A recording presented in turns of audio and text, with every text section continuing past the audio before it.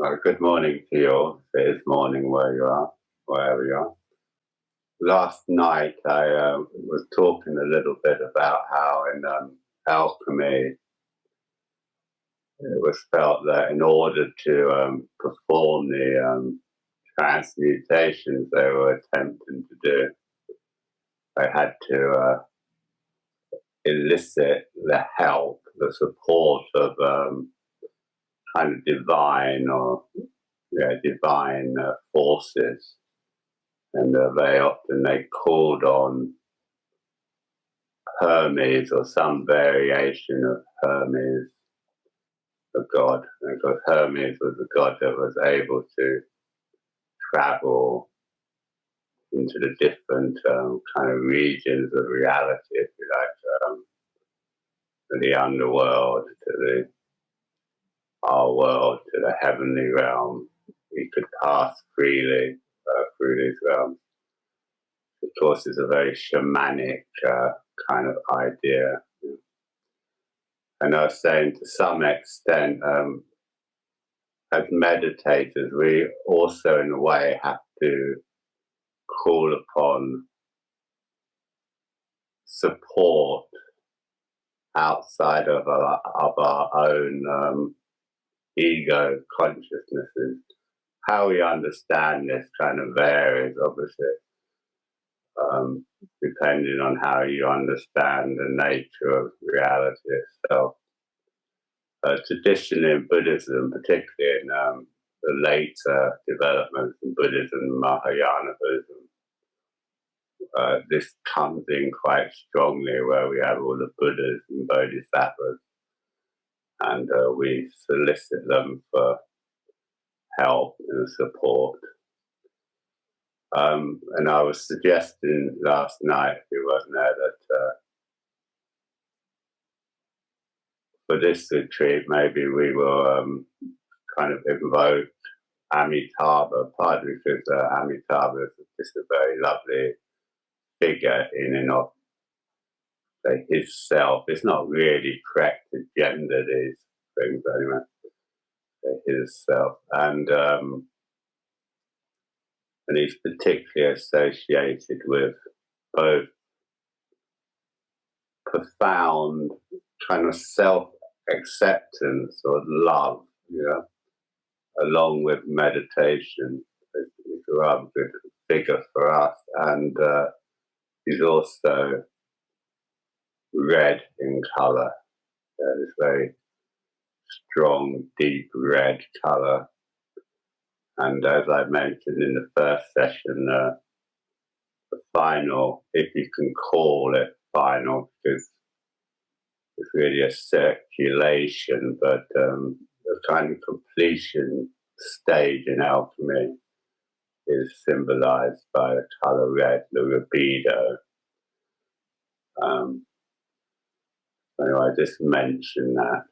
What I wanted to say just a little bit about today, before we haven't really moved into the actual alchemical process yet.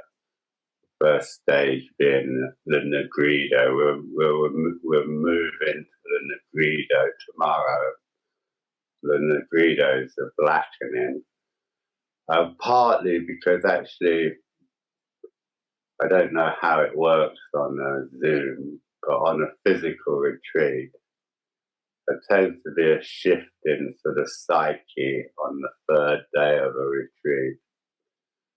Of course, this varies from individual to individual, but insofar as we can identify a collective process, a collective psychic process going on, very often on a retreat, the third day is when people start to come up against their resistance a little bit more.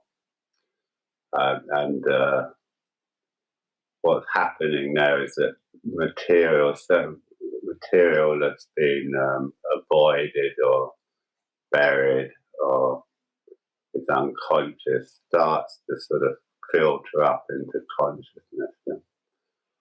I'll talk more about this process of the Nigredo as it's understood in alchemy tomorrow. But today I wanted to talk a bit more about, I was saying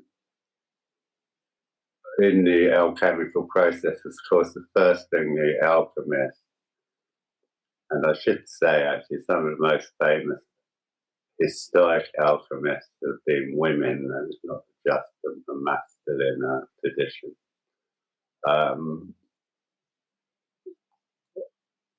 Of course, the alchemist has to learn how to manage his or her equipment and material which they're be using in order to perform the various operations on that material. And for us as meditators, the laboratory of the alchemist becomes our own body, if you like. And one of the most important equipment in alchemy is the type of vessels that are used.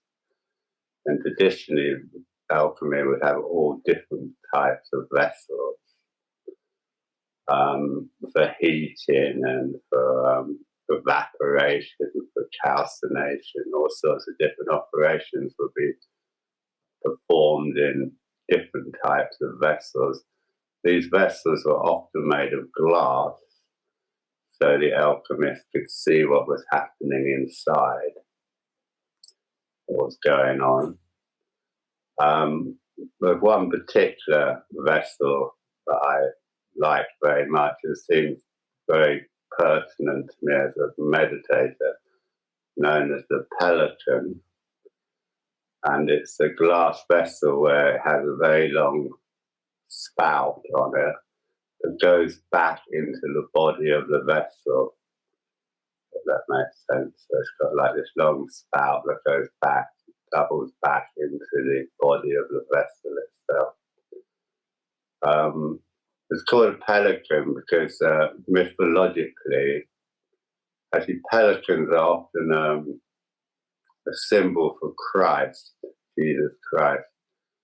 And mythologically, pelicans pierce their own breast to produce blood, which they feed to their young. Well, we know that isn't actually true, but that's a mythological aspect of the pelican. And so, and along with this vessel of a pelican, there's a double pelican where there's two side by side, where the spouts go into the other vessel, if you like. So there's a kind of figure of eight circulation going on. Anyway, so in this vessel of this pelican vessel, we've got this idea of circulation. And this idea of circulation and the idea of repetition is very important in alchemy. Usually these procedures, whatever they are, have to be repeated many times. And of course, as meditators, this is something we also do. You know, if you're a keen meditator, you might well meditate every day, maybe more than once a day, for most of your life. So there's this constant repetition of this, what is basically a very simple operation. So this idea of repetition is very important, both in meditation and in alchemy. It isn't this thing we do once and, oh, I've done that, and I'll move on and do something else. There's the idea that somehow this process deepens, or at least has a life of its own in a way. So with the idea of vessel, in this approach to meditation, the vessel becomes our own body. Yeah. So the operations that are taking place within the vessel of our own body. And because we're working essentially with psyche or consciousness, we then get the kind of image or the imagining of the body, our body as vessel, and that the body, the vessel, holds the psyche. So we're going to explore that just a little bit this morning, this idea that our body, our physical body, our energetic body, holds and circulates psyche. Okay. We might not do the circulation bit today. We'll see how we get on. Don't worry if that doesn't make too much sense to you at the moment. Hopefully I'll give you some kind of experiential way into that way of considering meditation or understanding meditation. So we're going to start with doing that. So that's very vague. That's why I'll lead you through it. I quite often work with a kind of three-vessel model. This is to extend this metaphor of a vessel a bit more. So we've got the kind of vessel of the world. We all are in the world, if you like. So we could consider that like the outer vessel. Then we've got the vessel of our own bodies. And then sometimes we can, and as the title of the retreat perhaps implies, we've got a kind of inner vessel, or even a esoteric or secret vessel of the heart inside that. And as is the way with alchemical thinking, the inner vessel is also in some mysterious way connected to the outer vessel of the world. I've kind of mentioned this already. Anyway, we'll be kind of working with that image throughout the retreat. So I'll just leave it there at the moment. All of what I'm saying is they're just images, really, which brings up the whole realm of how image is used to work as a meditator, used to work with psyche. I should say that I'm using image in quite a particular way, and I don't necessarily mean a visual image. I will say more about this as we go on, but just to say I'm not actually talking primarily about or necessarily about a visual image. Some of you might have a very strong ability to kind of visualize, but that's not what we're talking about, really. What I mean by image is really something that both activates the psyche and also, in a way, originates from the psyche. So it might also be a sensation or a feeling or a memory, or it's a whole range of things which might or might not be visual in the strict sense of the word. Yeah. The image just means imagine, it's in a way, image is anything that comes into reflective consciousness. Okay, anyway, I don't want to get too complicated about all that, so we'll just leave that there and get on with some more pragmatic stuff. So let's get into your meditation postures, yeah? Take up your meditation postures.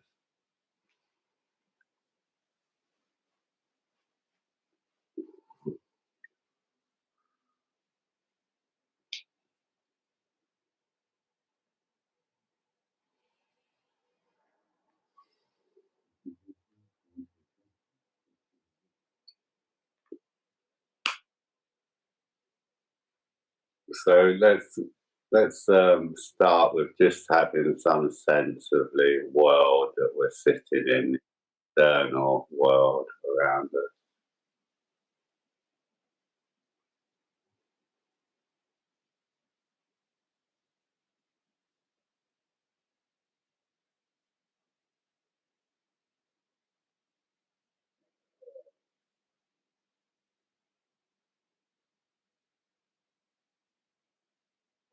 So I'm not so much asking you to think about the world.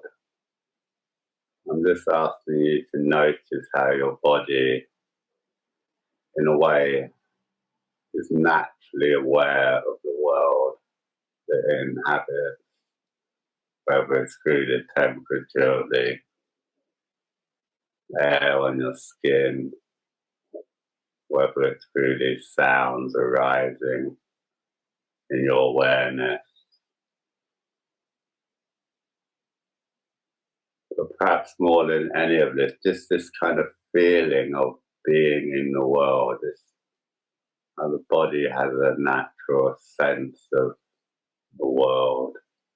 When we're not totally caught up with our own kind of inner world, our body is naturally aware of the world.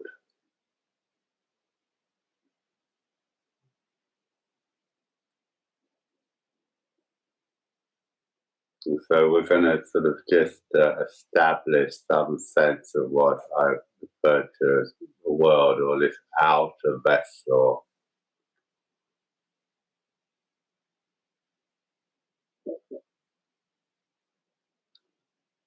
So actually, we never meditate in a void.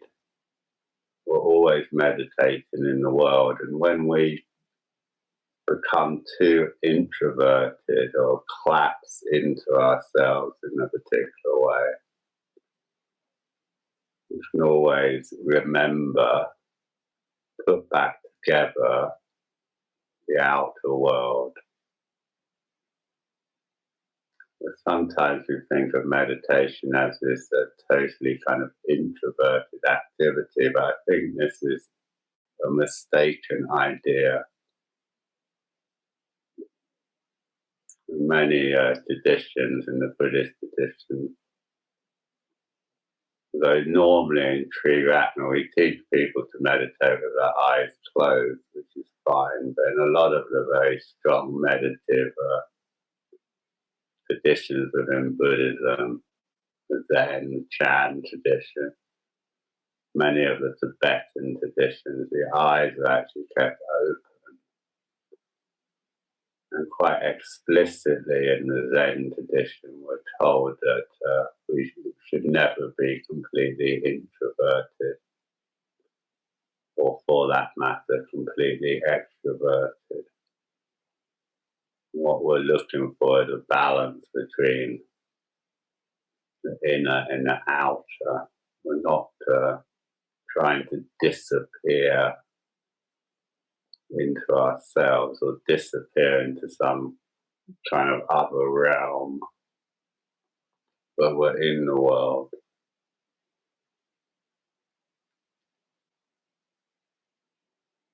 So as with yesterday, we can pay particular attention to the world around us, and then have a sense of what's above us, the sky above us.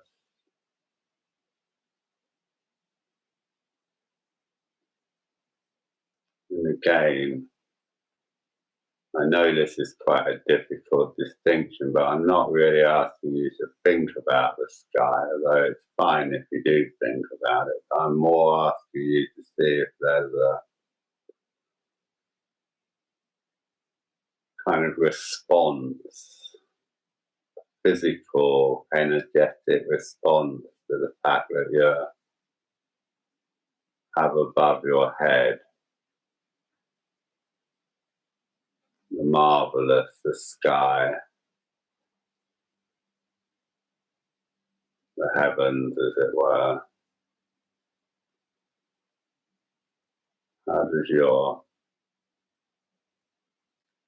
body respond to sitting beneath the sky? I know you're probably indoors, but we don't worry too much about that because the sky is obviously still there above your room, your house.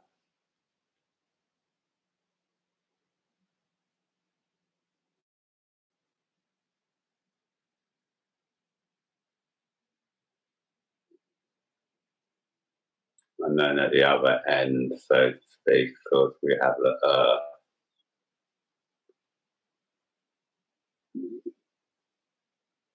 So again, how does your body respond? How do your psyche respond to being aware of the earth supporting you?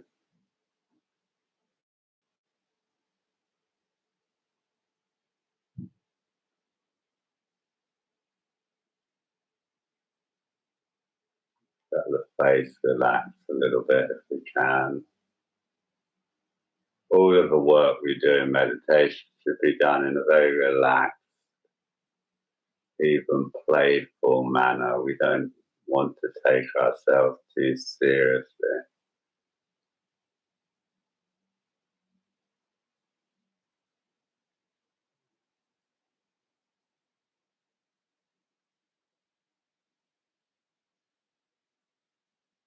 And as with yesterday, if you were with us, come into the natural breath in your body. See if you can drop the pelvis down as if it's attracted to the center of the world beneath you. At the same time, release the head, back of the head towards the ceiling and the crown of the head towards the sky above you. These are quite subtle. You don't have to necessarily physically adjust the posture. It's more just this idea or image of releasing down the lower body down. At the same time, releasing the head up towards the sky. So we're making the posture. There's a continuous making of posture when we meditate. It isn't something we just get right and forget about, but it's a kind of energetic vessel, the body, which is continuously coming into being in relation to the world around it.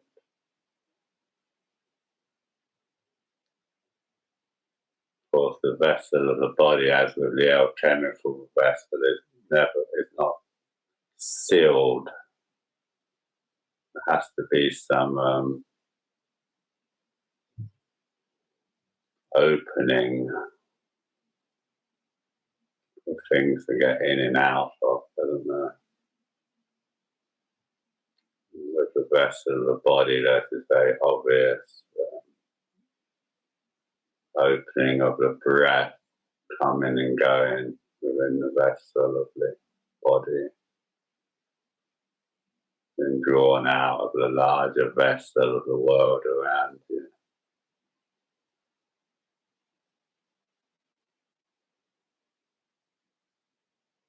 So yesterday we started to do a little bit of work with the legs, but we're going to go back to the legs this morning.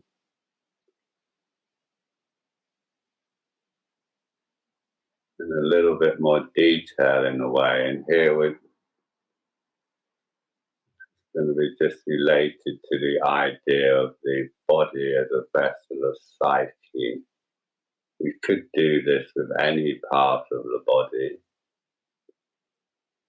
but as we're concerned, we're still concerned with releasing the legs, being more aware of the lower body, which in our way of thinking here, sort of lower body below the navel really, and downwards, kind of represents the less conscious part of us.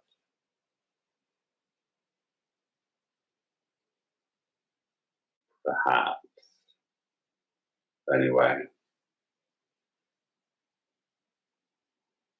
So we're just breathing naturally, and we're always going to be using our natural breath to kind of stabilize the imagination, if you like, and to give a certain physicality to the imagination. I can talk in that way.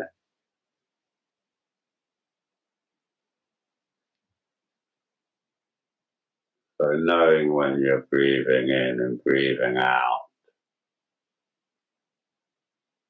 not so much as an idea, but the physicality of breathing, the sensations and feelings of breathing in and breathing out.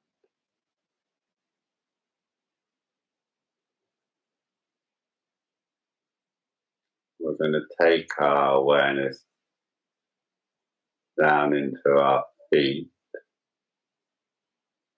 So we're going to start imagining a kind of secondary breath, energetic or subtle breath, which is stabilized by our normal breathing. We're going to start with the soles of our feet. So we're just breathing in, aware, beginning to become aware of the soles of our feet. And then breathing out, aware of the soles of our feet. Nice soft space now while we do this, so we're not trying very hard, like relax. I'm just breathing in, being aware of the soles of my feet. I'm breathing out, being aware of the soles of my feet.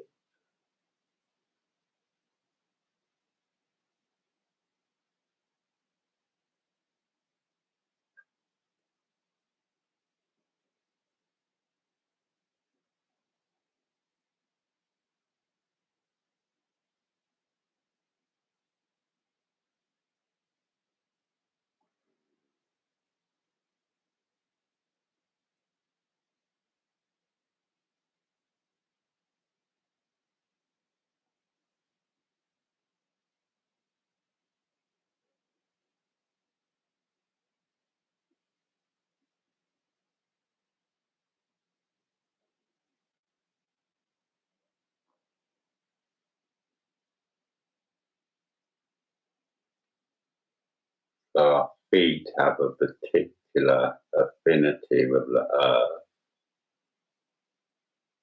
because they've obviously evolved in order to sense the earth. So just start noticing the actual landscape of the soles of your feet. I've often been struck by how the soles of our feet are a little bit like a landscape, the hill of the hill, or valley of the instep, and so on. So just as you breathe your feet, sort of feel into the contours and shape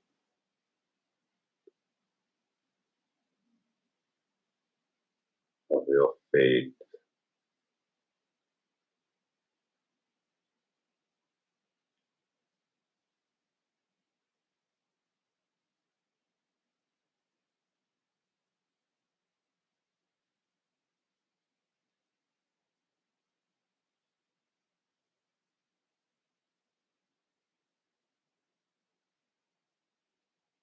So we're trying to just sort of feel into the feet themselves.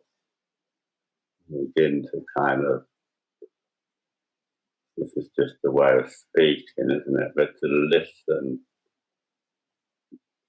listen to the feet.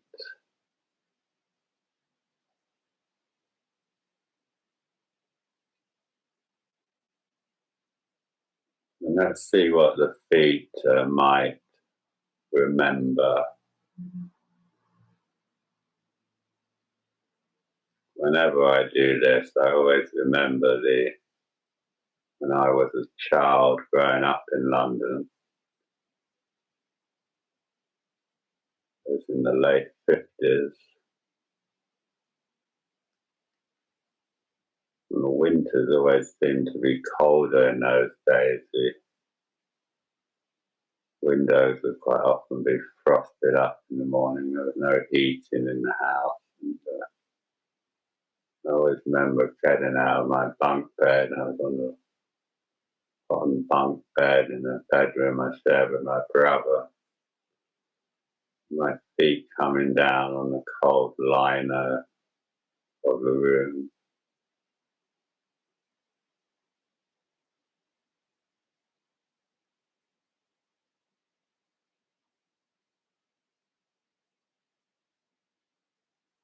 Let's see what your feet can remember.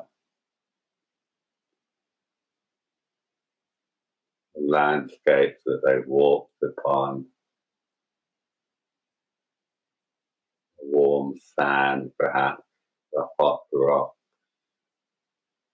The pavement. The wet grass. Wooden floors. So on and so forth. So just gently grieving your feet.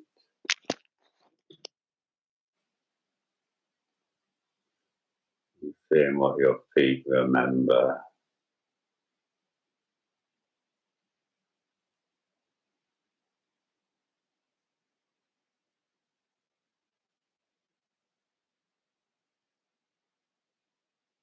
As you explore the kind of physical landscape of your feet.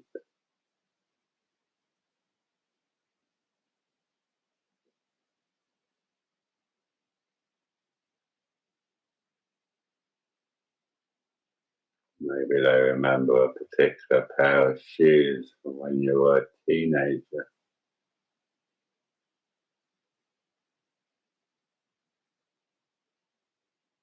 Maybe they remember a particular holiday or walk.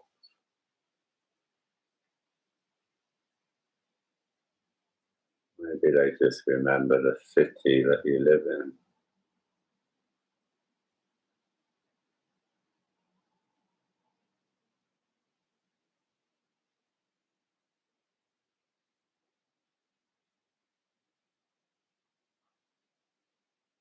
They remember being in the ocean.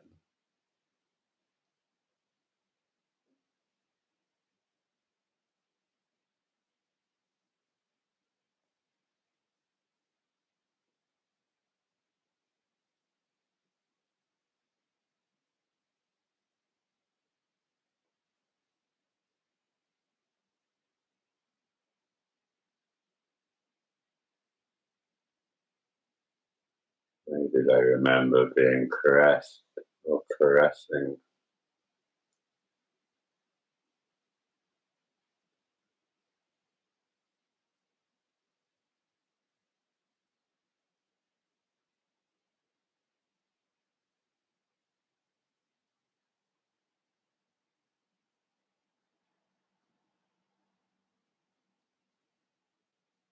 Maybe they remember walking to school or work.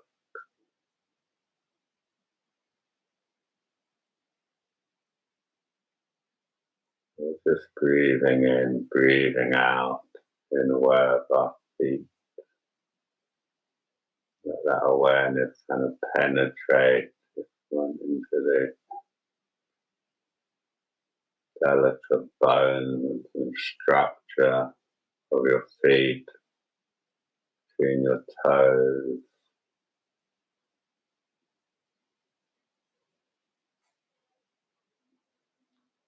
toenails, sides,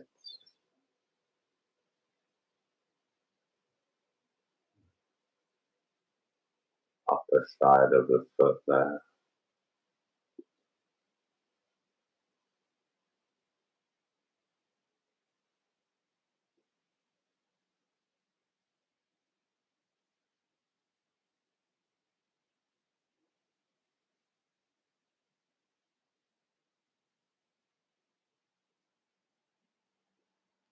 Just breathing your feet.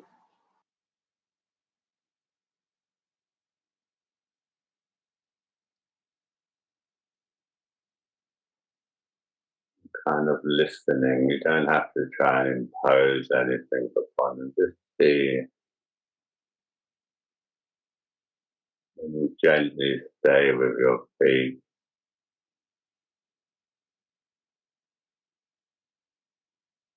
What happens in terms of sensation,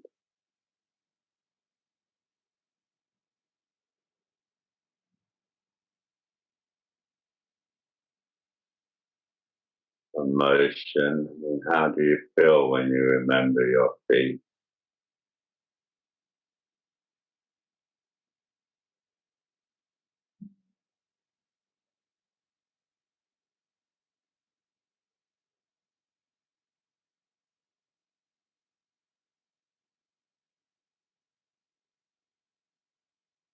There's a feeling of gratitude for how they help you be in the world.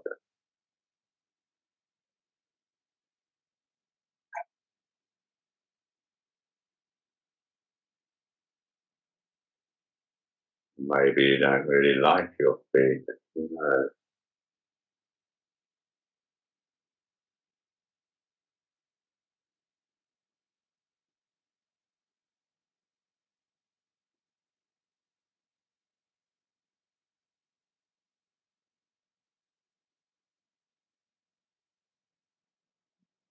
what do your feet remember?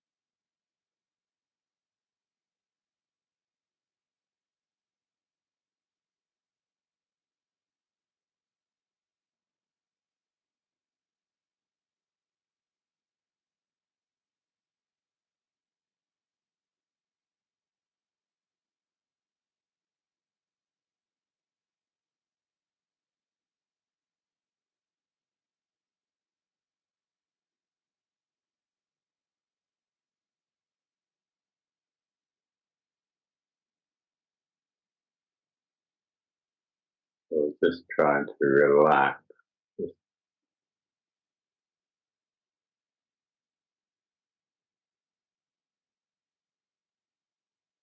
gently being aware of our normal breathing, and then we breathe in and out, keeping our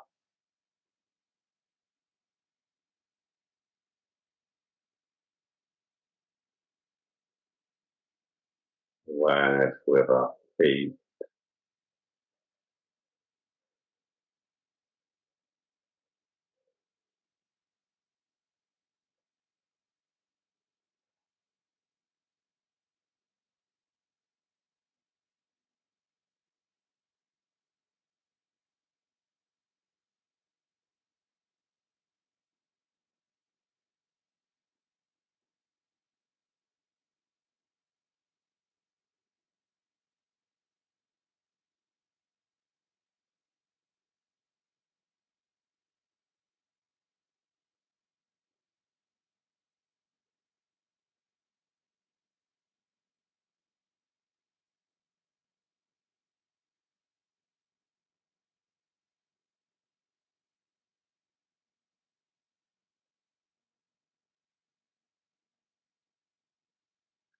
your face relax a little bit. And we're just breathing through the soles of our feet.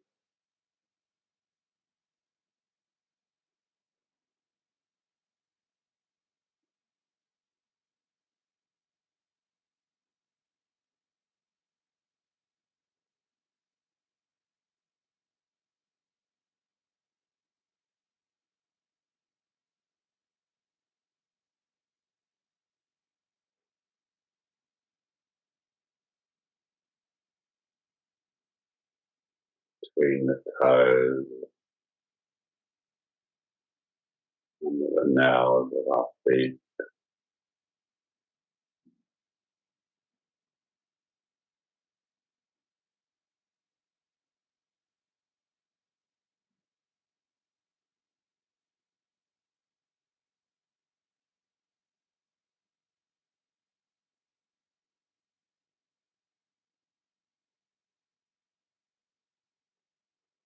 Maybe our feet have a different version of our life somehow. Certainly had a different experience, and they've experienced the world quite differently in other parts of it.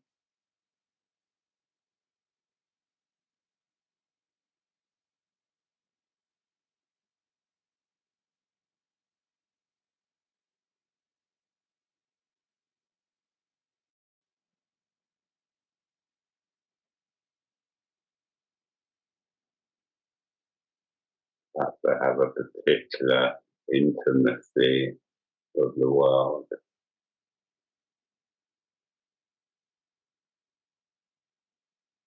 Maybe a down to earth attitude to the world.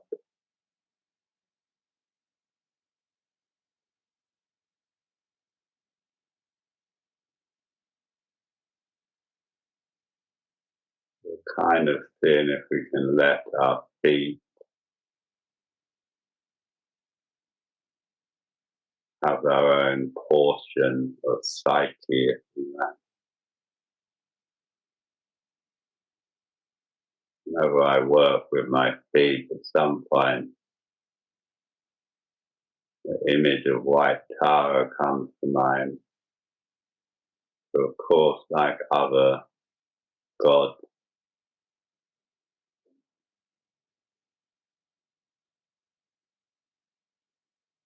has eyes in the soles of her feet.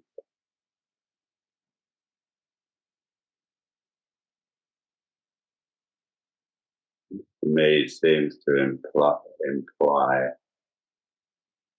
the feet have a particular perspective on the world, a particular way of seeing the world, experiencing the world, being in the world. Might actually contrast with our normal ego perception of the world. Have a different eye, you like,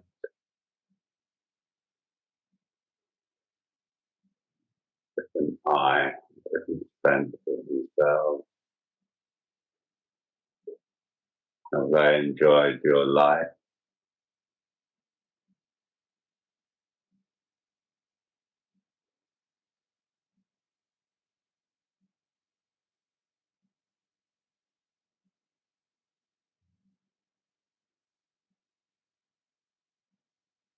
Or just breathing our feet and seeing what they choose to reveal to us or conceal from us.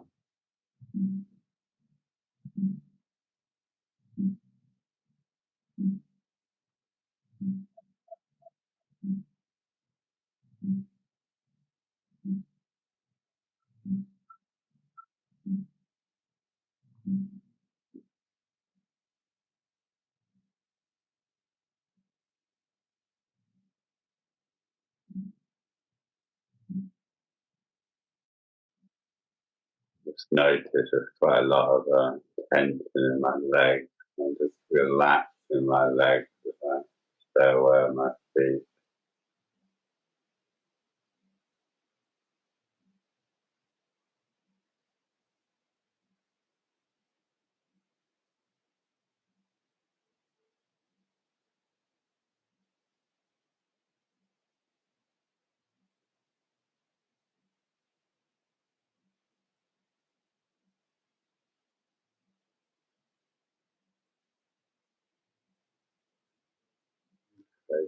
So just keep the posture. That's just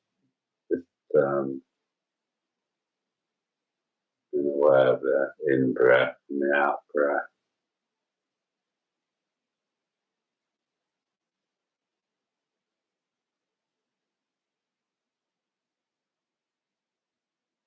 Gently draw up through the ankles into the shins and the calves.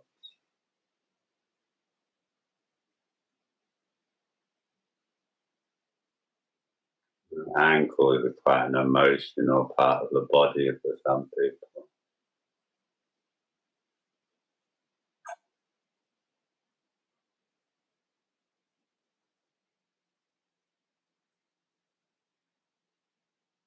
Anyway, we just want to connect the feet up to the lower leg.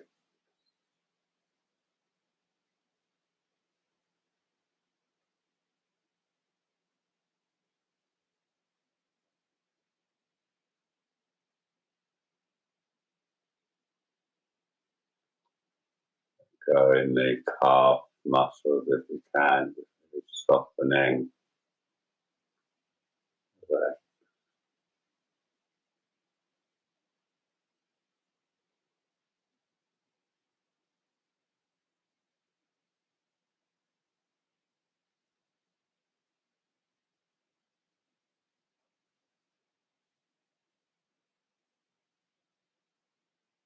To the knees,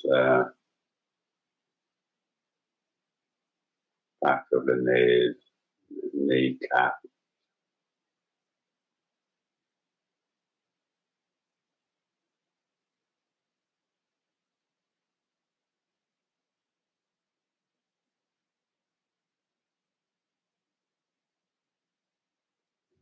Breathing the lower legs and the feet.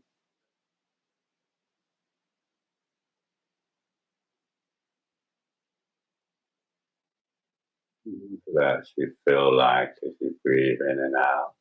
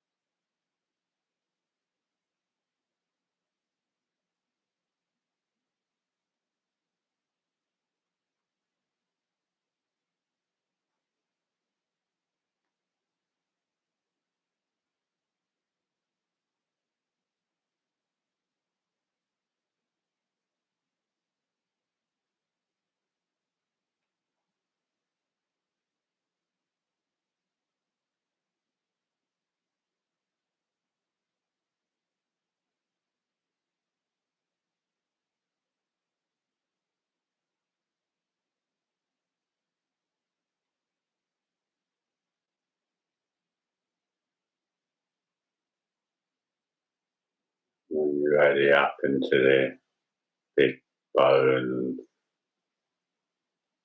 big muscles of the upper leg.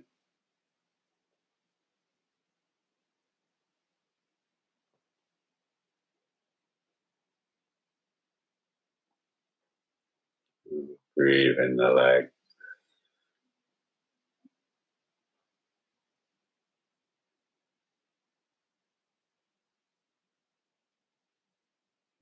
You can just really release. There's a kind of different release on the in and out breath.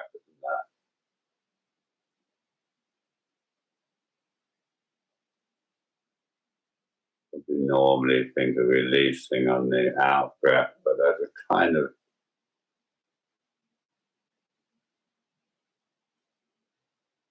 feeling of gentle expansion inside the legs, perhaps in the in breath.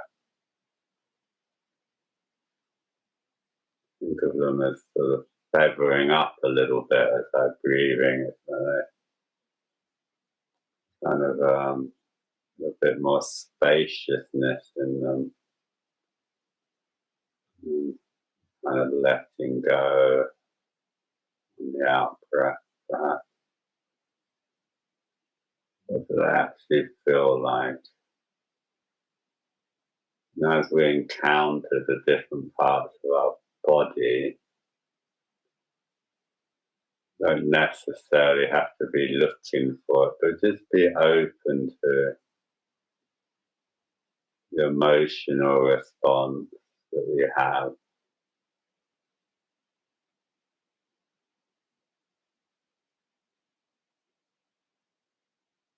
Maybe be open to the idea that perhaps that part of the body holds a different perspective on the world than your ego consciousness, has a different experience of the world, perhaps. Maybe holds memory, feelings, images, even ideas, perhaps. So just breathe in our legs.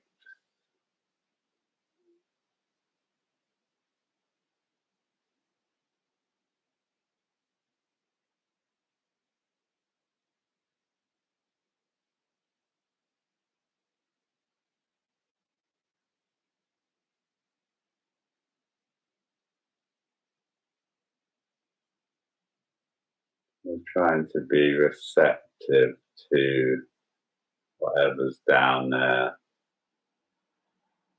We breathe in and out. Drawing our legs to our pelvis there.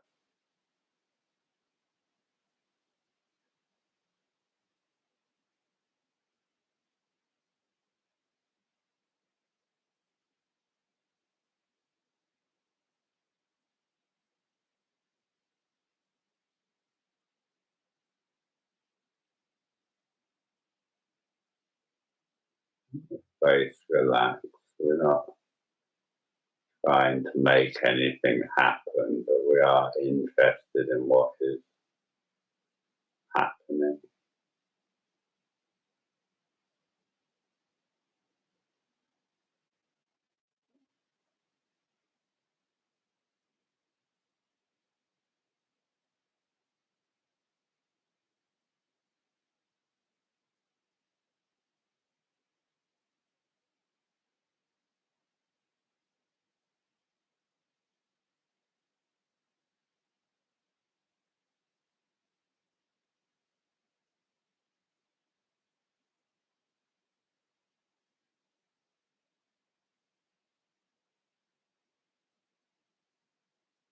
What does the lower body feel like energetically to you?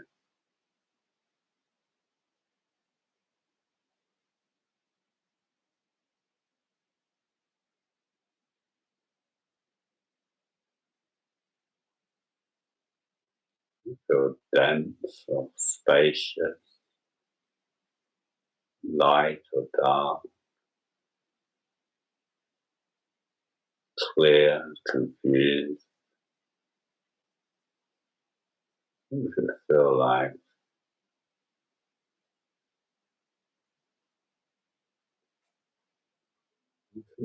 What's this connection with the earth beneath you?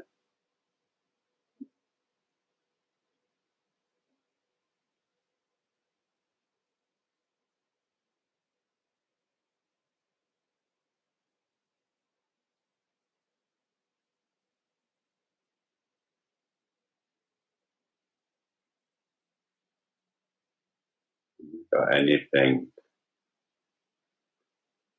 it wants to say? If so, what language does it use? Probably not words.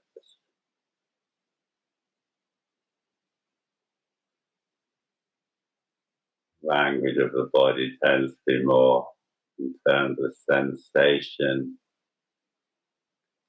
feeling, memory, image.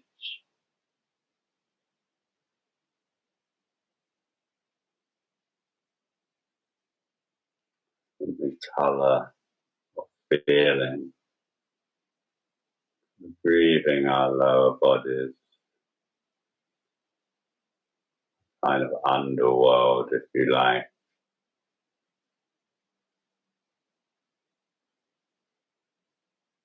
It's down there.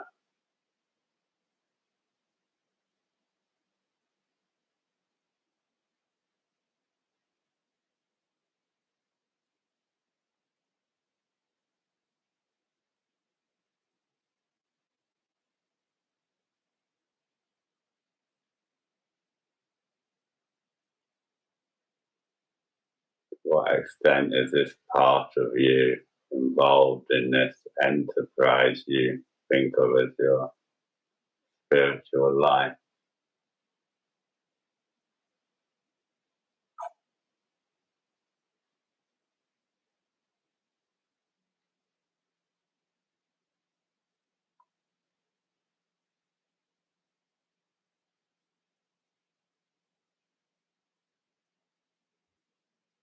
Breathing in, breathing out, experiencing the lower body.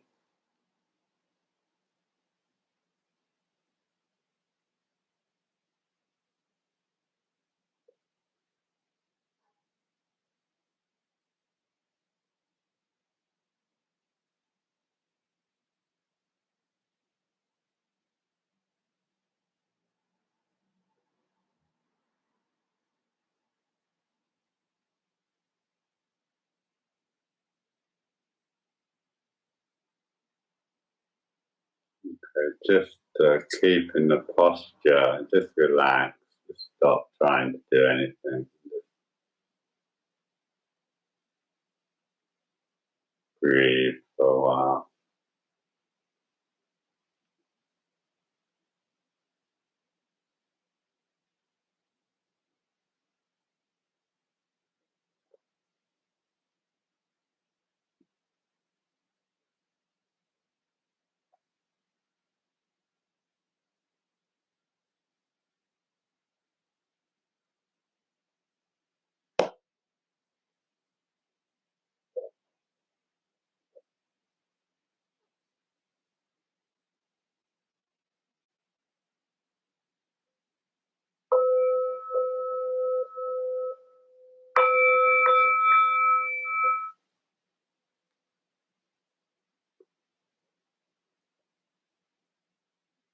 So we're going to have a period of resting like we did yesterday. If you weren't here yesterday, we just lay down on the floor. Hopefully you got something you can lay on. Probably you can just lay on your meditation mat or whatever. Don't move yet. I encourage people to lay in a fetal position unless this is for whatever reason, psychological, physically uncomfortable for you. If that's the case, just lay however you want.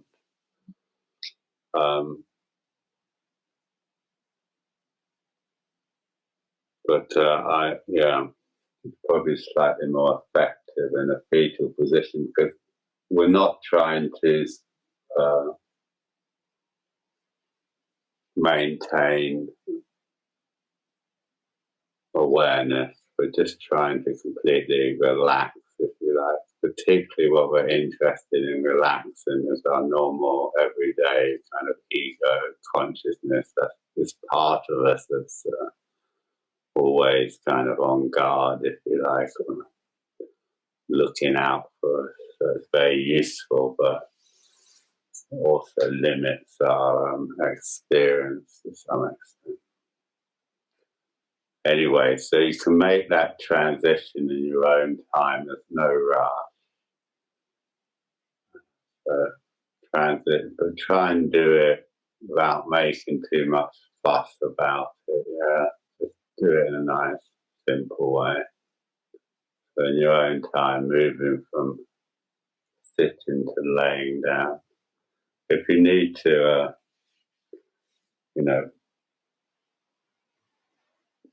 pop out for a second, that's a good time to do it as people settle into their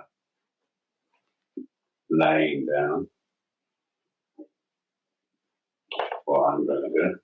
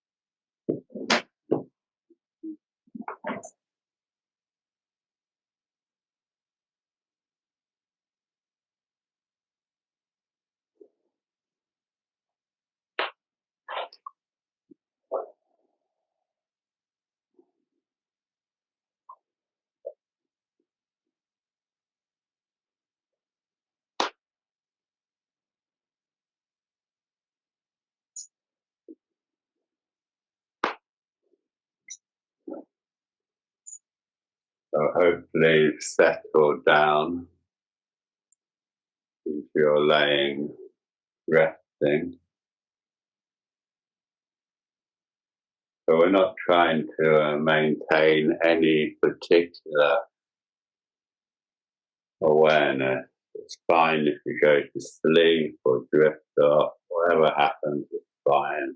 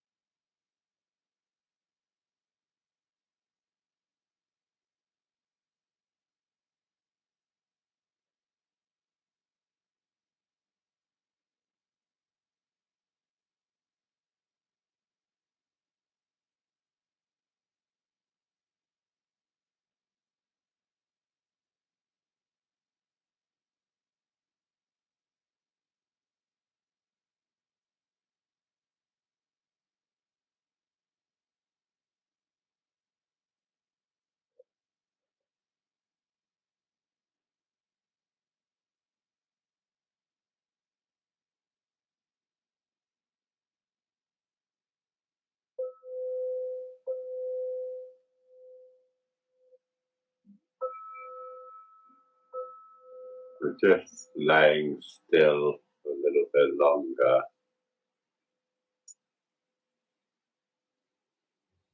Just recollecting, remembering yourself, maybe your legs to your pelvis, your arms to your shoulders, your head to your torso, and so on.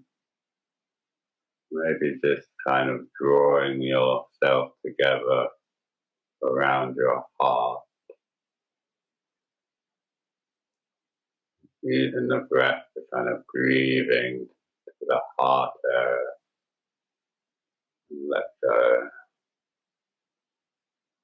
remembering yourself around your heart, as if that's the center of you, the heart of you,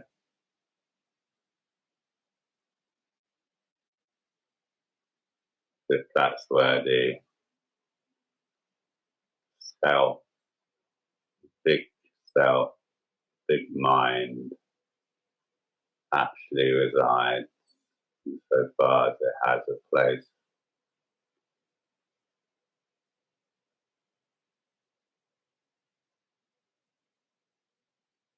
That you constellate around your heart.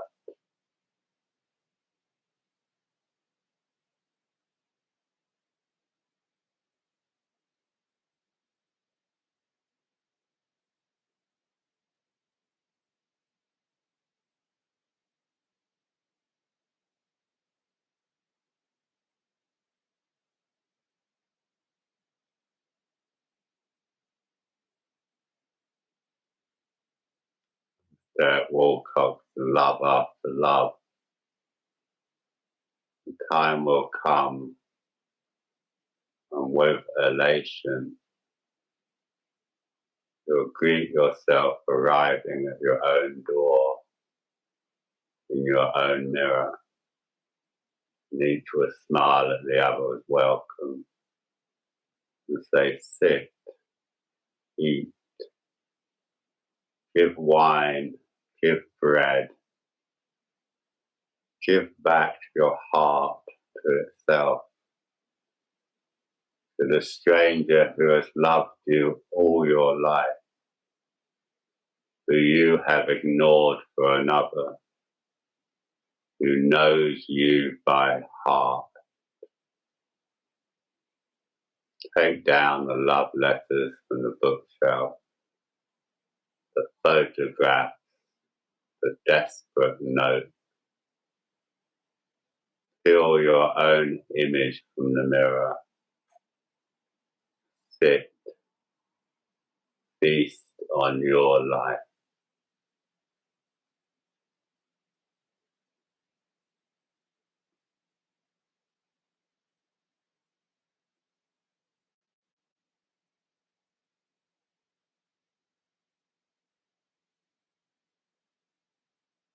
Remembering yourself, and maybe just noticing the physical location of your heart center as you very carefully, when you're ready, come back to your meditation posture. Try and do this as always with the least sort of fussing around, just nice and carefully, slowly, simply, back to your sitting posture.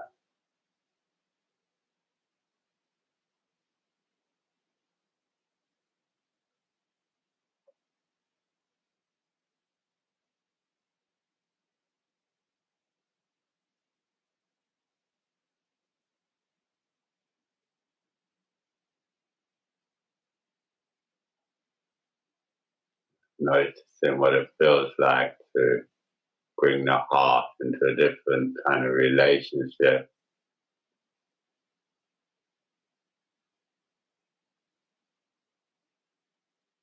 In the kind of psychotheology, geography of your own body, different relationship with the earth and the sky, and the world, a way of resting on the world. Now it's supported from underneath with the belly, pelvis, and the earth.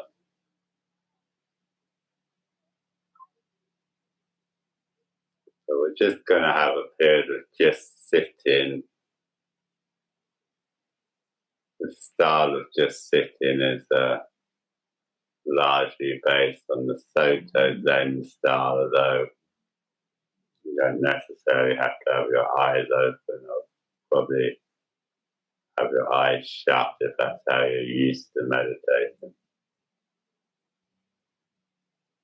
I sit in front of a white wall or screen to meditate, but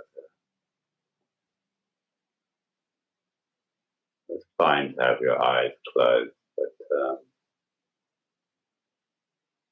but So we're lightly aware of our breathing and we are aware of our posture,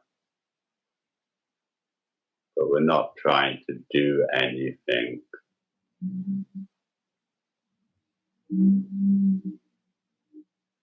So we're not absent-minded. We're not just allowing ourselves to sink or drift or whatever.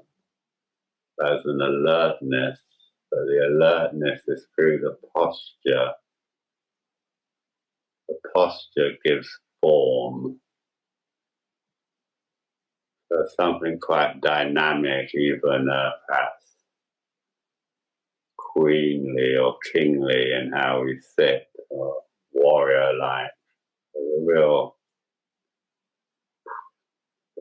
positive pride in the posture. Not that it's got to be perfect, but the body's awake. The body's awake to the world and to itself, to the heart.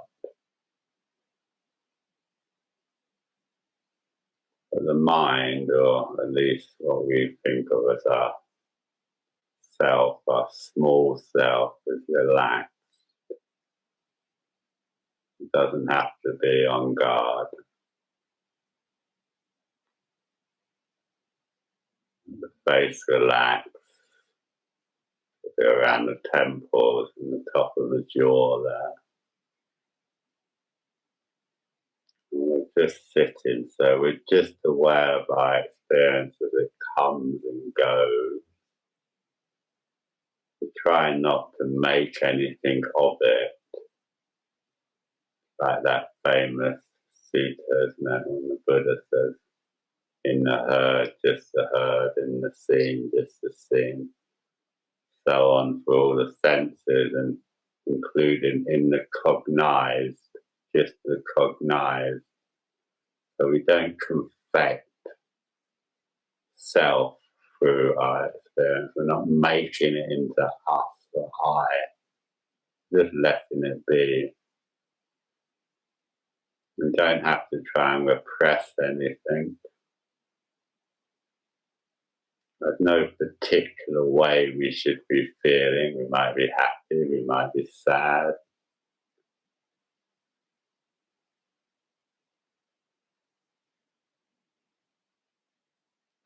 We put some dignity into the posture, and we maintain the posture and a light awareness of our breathing.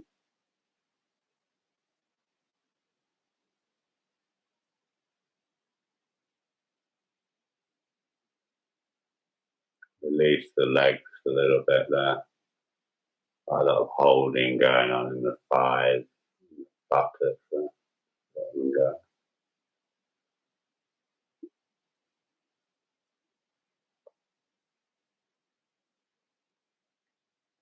so just sitting.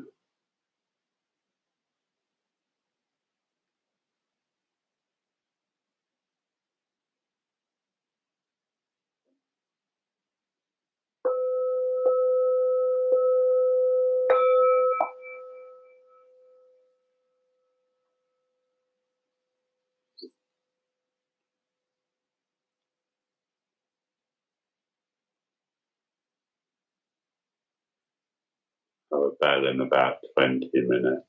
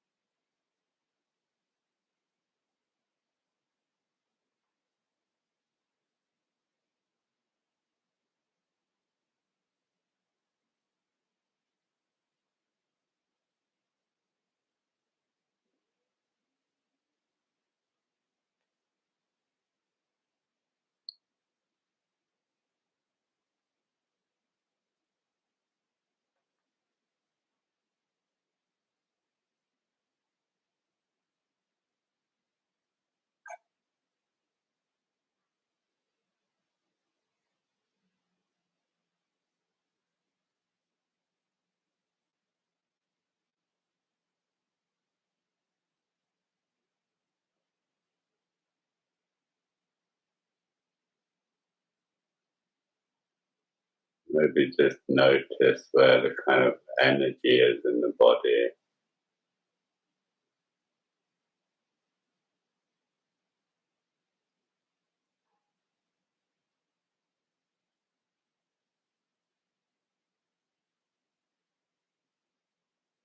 All sort of up, it's all sort of in the head. If you can just relax the face,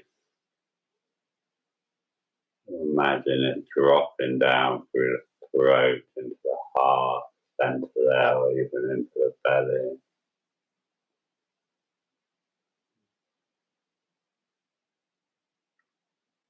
Rather than imagining the center of your head, what would it be like to imagine it as your heart or your belly there?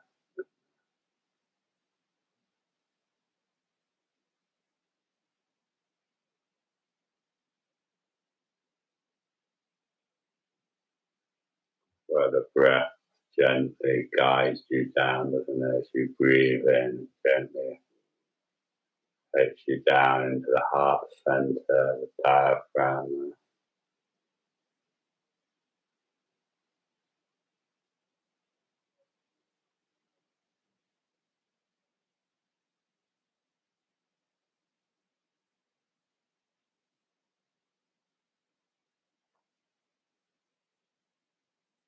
We don't want to collapse into ourselves, into this kind of abstract mental self of ours, this small self of ours.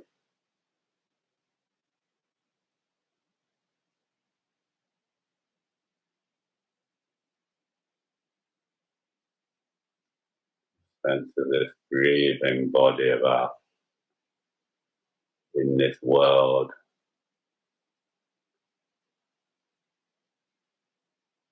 We're manifesting together, aren't we? We're manifesting as the world manifests. No absolute distinction between us and the world.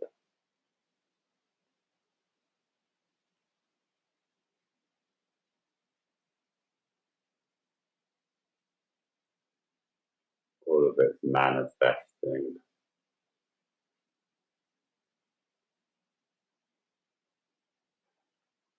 You're just a world manifesting in a very particular way. The world always manifests in very particular ways, not an abstraction.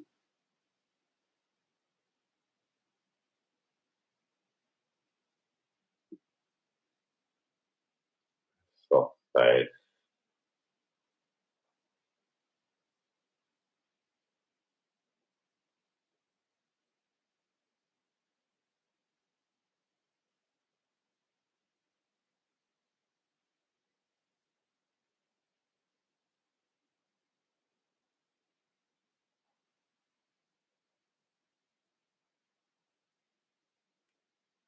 love after love.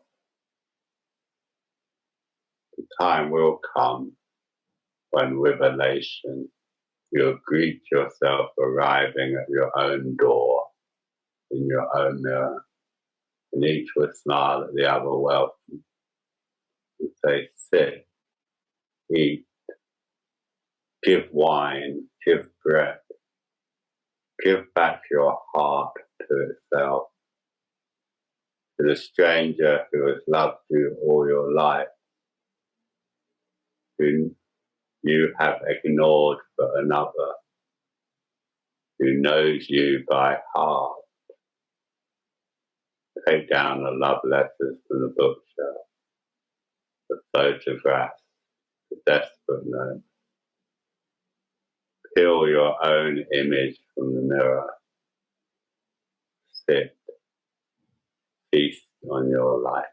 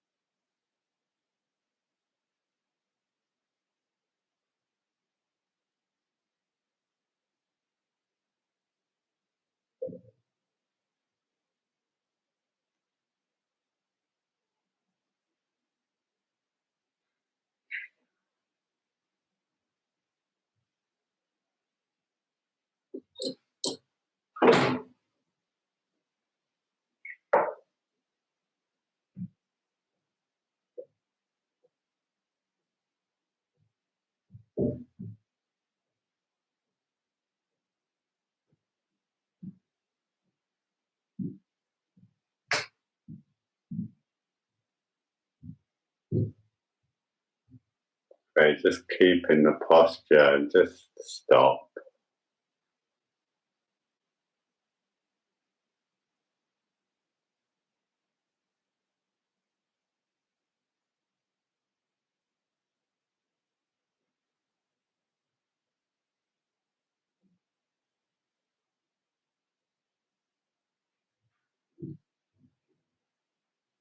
Just getting a feel for what's left when you stop and willing anything. What's left.